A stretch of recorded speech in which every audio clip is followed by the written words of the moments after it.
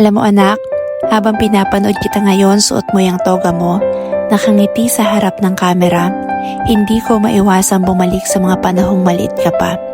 Yung simpleng paghawak mo sa kamay ko, yung unang araw mo sa school na iyak ka ng iyak at ako rin patagong umiiyak sa malayo habang kausap ka sa telepono.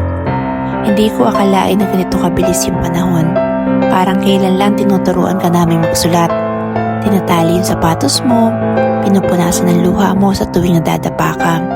At ngayon, heto ka na, malapit nang magtapos, malapit nang abutin ang mga pangarap mo. Hindi naging madali ang lahat anak. Alam ko yung mga puyat mo, yung mga gabing halos sumuko ka na, yung mga pagkakataong tinatanong mo kung kaya mo pa ba. At bilang mama mo, ramdam ko lahat yon kahit hindi mo sinasabi. May mga panahon din na hindi natin alam kung saan kukuha ng lakas, kung paano itatawid ang mga problema. Pero lagi kong pinangahawakan na hindi tayo pinababayaan ni Lord. Dahil sa bawat pagsubok, may kasunod na biyaya. Sa bawat pagod, may kapalit na tagumpay. At ngayon anak, eto na yon.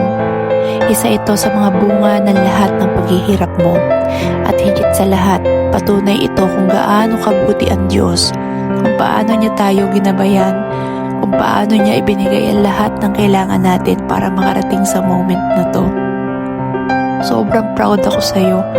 Hindi lang dahil magtatapos ka, kundi dahil sa kung sino ka at naging tao habang tinatahak mo ang journey na to. Matatag, mabait, mapagtiyaga at higit sa lahat may puso. Pero anak, tandaan mo ha, hindi dito nagtatapos ang lahat. This is just the beginning. Sinmula pa lang ito ng mas exciting, mas maganda at mas makabuluhang journey ng buhay mo. Marami ka pang mararanasan. May mga panibagong challenges, may mga bagong pangarap, at oo, minsan may mga luha ulit. Pero naniniwala ako sa'yo, kaya mong harapin ang kahit ano. At kahit anong path ang piliin mo, kahit saan ka dalhin ng mga pangarap mo, andito lang si Mama. Sa likod mo, sa tabi mo, o kahit sa malayo man, susuportahan pa rin kita.